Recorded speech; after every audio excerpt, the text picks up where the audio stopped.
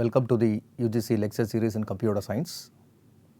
In this series of lectures, we have been looking at a subject, software engineering. During session 1, I have been discussing about the importance of software engineering, where I have talked about cost, schedule, and then the quality of the software that need to be built. So in this particular session, we will be looking at that in detail. So most of the discussions for today's session will be doing it on the definitions and notations of software engineering. First, let us talk about the level of technology that we have in today's world. Modern programming practices include use of systematic analysis and design techniques, appropriate notations, structured coding, systematic techniques for examining design documents and source code, and systematic testing. To better understand, as I have told you in the previous session, software engineering is to majorly concentrate on analysis, design, coding and testing. And to develop this level of technology, we have been working on the systematic analysis and design techniques, appropriate notation, structured coding, systematic techniques for examining design documents and source code, and systematic testing. First, we will take an example of a problem. You are given a problem for which you have to build a software system that most students feel will be approximately 10,000 lines of code. Say whatever might be the programming language, you are supposed to build 10,000 lines of code, and if you are working full time on the same program, just highlight how much time it will take to build the system. So the answer generally will be 1 to 3 months of a time to build 10,000 lines of code. And given the same to an expert in programming, there is a good chance that they will be able to build the software and demo it to whoever it might be within 2 months. With 2 months as the completion time, the productivity of the same person who has done the code will be 5,000 lines of code per person month. Generally, we will assess the entire document in terms of lines of code, and these lines of code tomorrow in terms of the effort we will estimate in terms of person months. After having developed such a very good software, the term good software need to be better understood. So whenever we say good software, we look at the reliability of the software. So every software product must possess a basic level of reliability. However, reliability is gained only with great care while pursuing our analysis, design, implementation and system testing along with its maintenance of the same software product. Now let us understand an alternative scenario.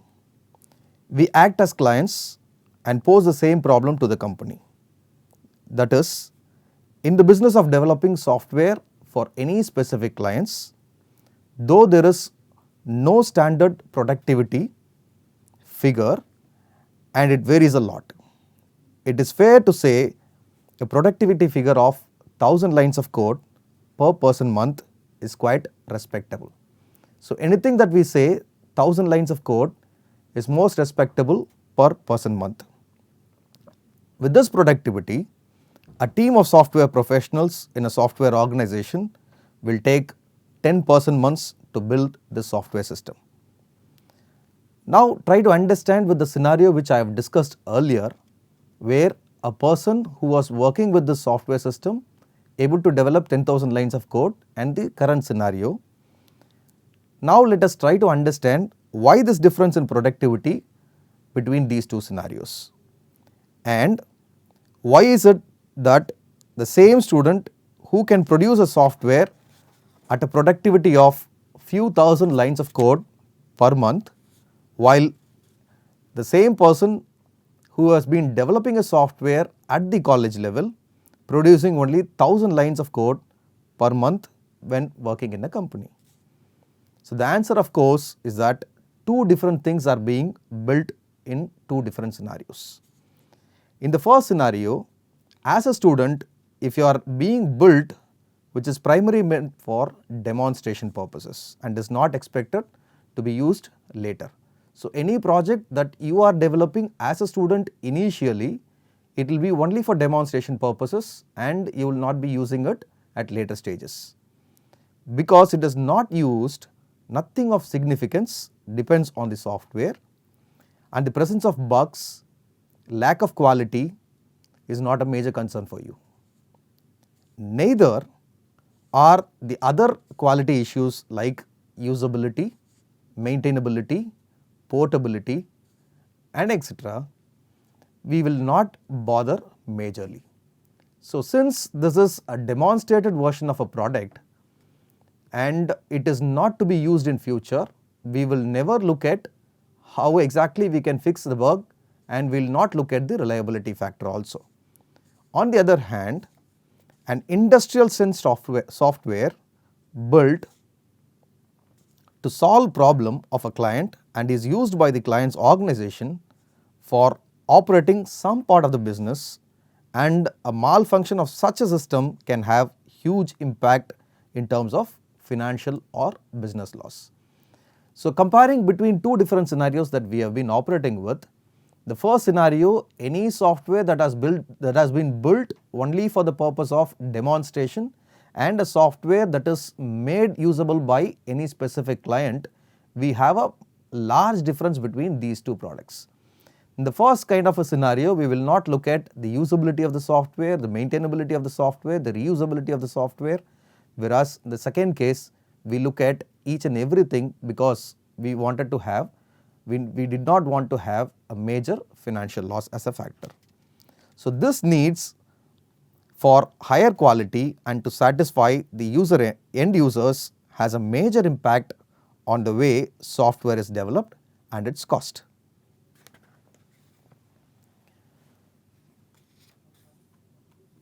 So now let us try to understand the problem of why the difference between these two scenarios. So there is a failure to understand the true nature of the problem to be solved is a common and a difficult issue.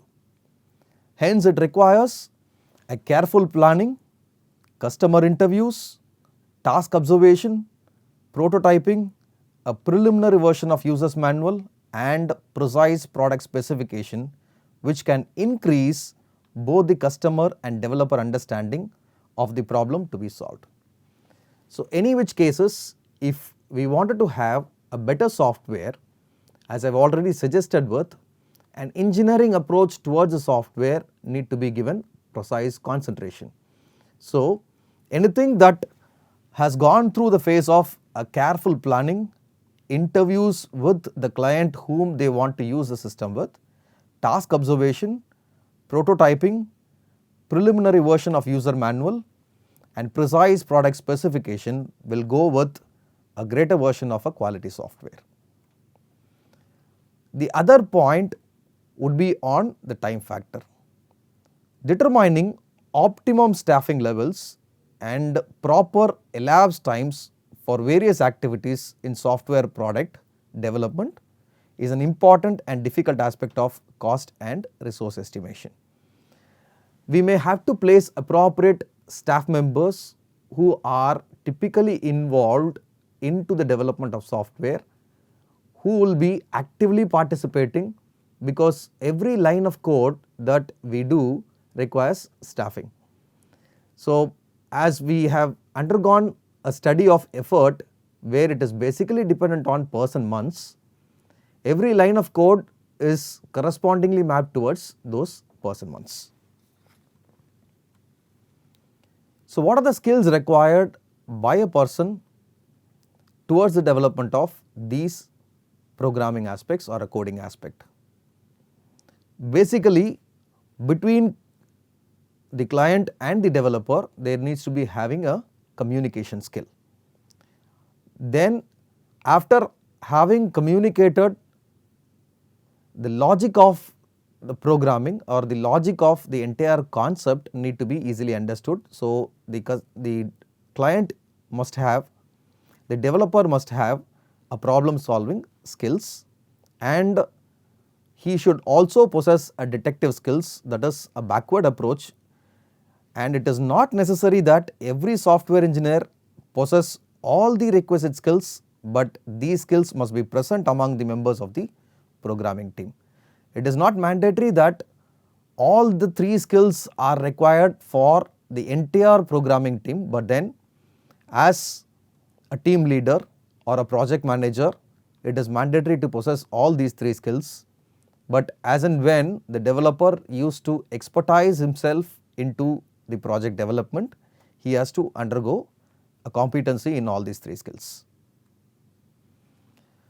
Looking after the infrastructure, facilities and resources, most programmers receive their motivations, reward from the nature of work and are thus quite sensitive and easily frustrated by poor facilities and inadequate resources. Many a times we would have looked at people who work rather in an outside environment and was not given with proper infrastructure. They might feel unhappy to work with the environment that has been provided with them. So, it is more appropriate for the programmers who are rewarded the best and who are given with appropriate facility and resources to work for a better programming. The other aspect that we might be looking at is the training aspect.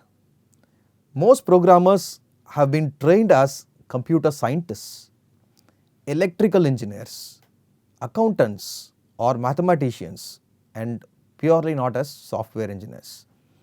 As I have been stressing on, software engineers need to effectively understand on the planning skills, design skills, programming skills and the testing skills, and sometimes they have to maintain the entire source code that has been given for them. If they have undergone all these 4 or 5 stages, then they are supposed to have cleared the engineering phase. But then if a person who is about to develop a software is possessing only one skill on the programming, then it may not be effective. So, this has resulted in the entry level programmers who are poorly prepared to become a software engineer. So, any specific concept that has been given to them, they will be able to just code, but they will not understand the logic behind why the client requires such a program to have been developed. The other aspect that we might look at is the management skills. Many of the problems in software project management are unique. Even managers experienced in management of computer hardware projects find software project management to be difficult due to the differences in design methods, notations that were used, development tools and issues of concern. Whenever we look at the management skills of any specific person, it is not generally with the hardware, it is more appropriate towards software also. A person who has timed or planned for completion of a specific module need to complete it on time. If say a project need to be completed in 32 weeks and every module is appropriately positioned at a week's time, then every week he is supposed to complete that particular task so as to complete that in 32 weeks. So, this seems to be difficult, and the appropriate notations that this particular developer who has used the programming and development tools are to be given highest concentration. The next part is to discuss about the appropriate goals. So, the primary goal of software engineering is development of software products that are appropriate for their internal use. Ideally, every software product should provide optimal levels of generality, efficiency and reliability. So, any specific software that we wish to develop need to be generalized first of all. We may have to understand each and every part of the programming or the concept behind how it is to be developed.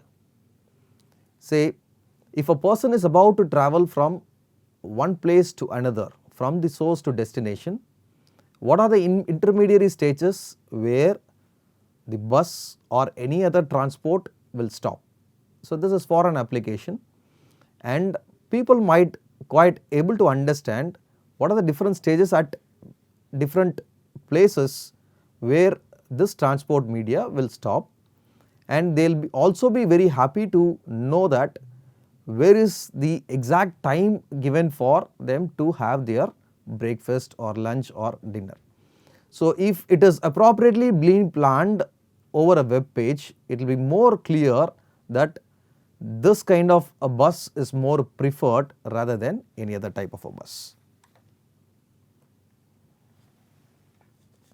Now, we will try to understand, as I have already told you, we will try to understand the cost, schedule and time relating to any software project that need to be developed. Though the need for high quality distinguishes industrial strength, software from others, cost and schedule are other major driving forces for development of such software. In the industrial strength software domain, there are three basic forces at play: cost, schedule and quality. The software should be produced at reasonable cost, in a reasonable time and should be of a very good quality. So, this is the basic definition which I have told you when I was explaining about Shah's definition in software engineering. So, these three parameters often drive and define major software projects. Industrial strength software is very expensive primarily due to the fact that software development is extremely labor intensive. So, to get an idea of the costs involved, let us consider the current state of practice in the industry. Lines of code or 1000 lines of code, which is represented as KLOC, kilo lines of code, delivered is by far the most commonly used measure of software size in the industry. As the main cost of producing software is the manpower employed, the cost of developing software is generally measured in terms of person months of effort spent in the development, and productivity is frequently measured in the industry in terms of LOC per person month. Talking about the schedule, schedule is another important factor in many projects. Business trends are dictating that the time to market a product should be reduced. That is, the cycle time from the concept to delivery should be very small. For software, this means it needs to be developed faster and within the specified time. Besides this, there is another factor which is called cost, which gets involved. So, the other major factor driving software engineering is quality. Today, quality is one of the main mantras and business strategies are designed around it. Unfortunately, a large number of instances have occurred regarding the unreliability of the software. The software often does not do what it is supposed to do or does something what it is not supposed to do. Clearly, developing high quality software is another fundamental goal of software engineering. However, while cost is generally well understood, the concept of quality in the context of software further needs a lot of discussion. So, with this rising expectations, we will try to understand two interrelated aspects of these expectations.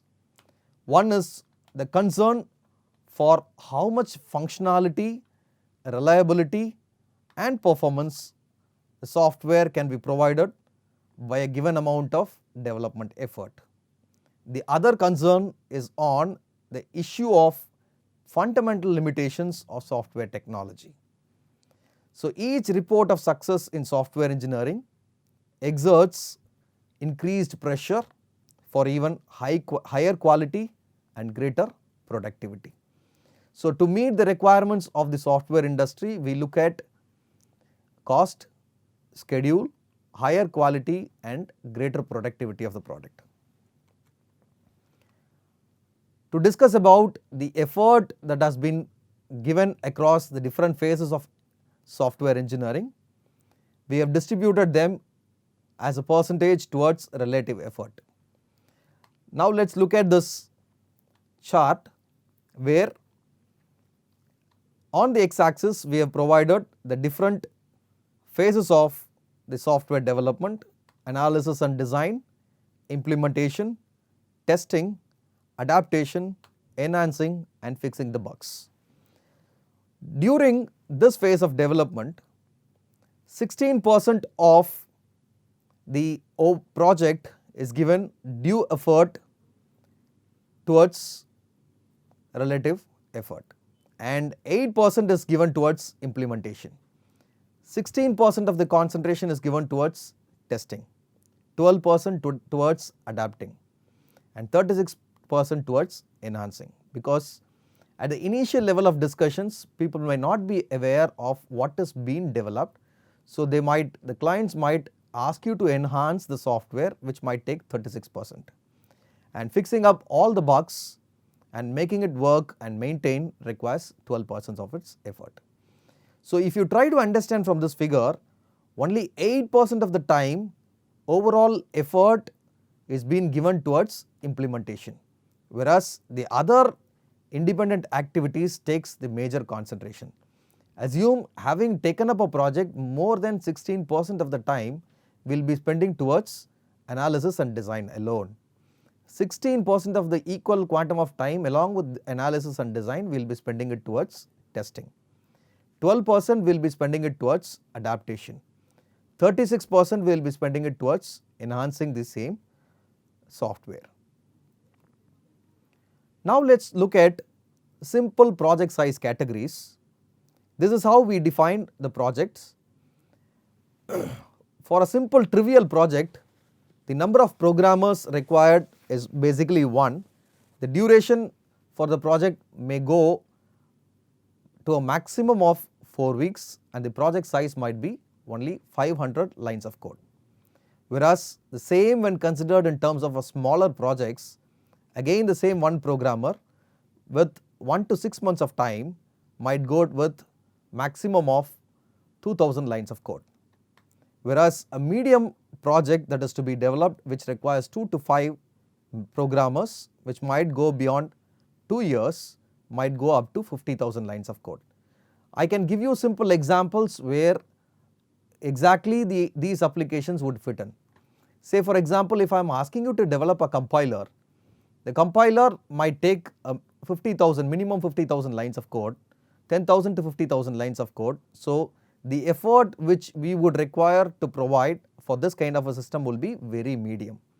So we might need 2 to 5 programmers who works between 1 to 2 years might do a compiler. Whereas simple applications of a grocery store information or a simple day-to-day applications which can be developed are the typical examples of a trivial and small scale categories. Whereas industry takes up very large projects which work for 4 to 5 years or 5 to 10 years of gap, will write 1 million lines of code or between 1 million and 10 million lines of code. So for that they might require 100 to 1000 programmers or 2000 to 5000 programmers who are to be managed. Now we will look at the characteristics of the software quality that we have mentioned. If at all we need to bring about a very good quality software, we need all these 6 characteristics that are to be maintained. Characteristic 1 is the functionality, reliability, usability, efficiency, maintainability and portability. Now let's try to define what these T's relating to quality would mean. To define about functionality, the capability to provide functions which meet stated and implied needs when the software is being used. Whereas reliability is defined as the capability to provide failure-free services. So as we were discussing about reliability some time before, lack of reliability means we fail in a lot of versions of a software, and again in the previous slide we have discussed about the distribution of effort where 12% of the time we might fix towards the failures. Usability is defined as the capability to understand, learn and it to be used. Efficiency is defined as the capability to provide appropriate performance relative to the amount of resources being used. Maintainability is defined as the capability to be modified for purposes of making corrections, improvements and adaptation. Many a times most of our clients might ask us a question, is this software maintainable? In such cases we may have to give them promises and allocate certain budget for the same towards maintenance. Portability is defined as the capability to be adapted for different specified environments without applying actions or means other than those for this purpose in the product. So with all these multiple dimensions towards quality, different projects may emphasize different attributes, and a global single number of quality is not possible. However, despite the fact that there are many different quality attributes, reliability is generally accepted to be the main quality criteria. As unreliability of software is due to the presence of defects in the software, one measure of quality is the number of defects in the software delivered per unit size. With this as the majority of quality criterion, the quality objective is to reduce the number of defects per kilo lines of code as much as possible. Current best practices in software engineering have been able to reduce the defect density to less than 1 defect per kilo lines of code.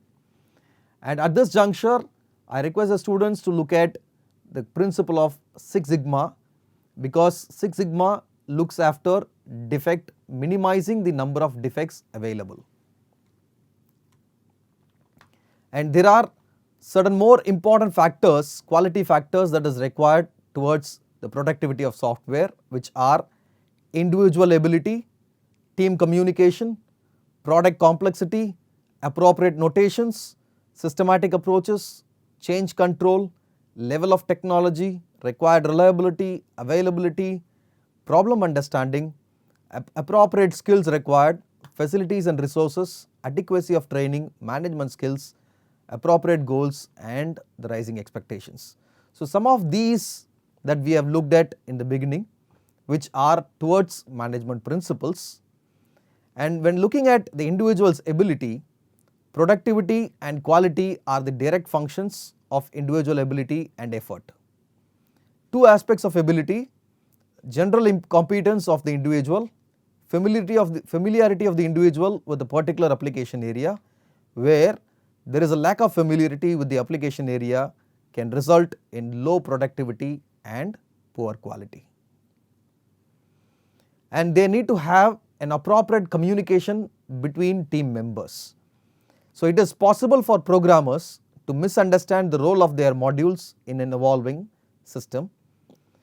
Design reviews, structured walkthroughs and code reading exercises have the goals of making software more visible and improving communication among programmers. Product complexity, where the complexity of most of the programs will not be on the applicative field. It is not towards application programs, it will be majorly on the utility and system level programs. So a due concentration to be given towards utility and system level programs, if at all we are developing a software that is to be very appropriate and of good quality.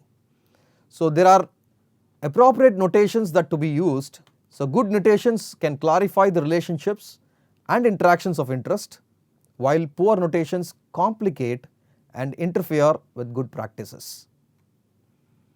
So some of the system approaches towards this software engineering include the existence of standard practices is one of the distinguishing characteristic of a professional discipline.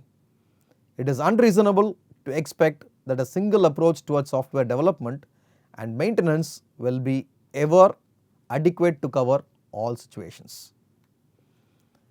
And at times we may have to look at the change control of the system also. So software must compensate for design deficiencies in the hardware and software tailored to satisfy differing requirements of different customers. So there might be different customers who might require different change of the process. So we might need to satisfy all of their needs basically, so that we understand the requirements completely and start with the design of the work. So the devastating effects of constantly changing requirements can be minimized by applying for change and by formalizing the mechanism of change. Thank you.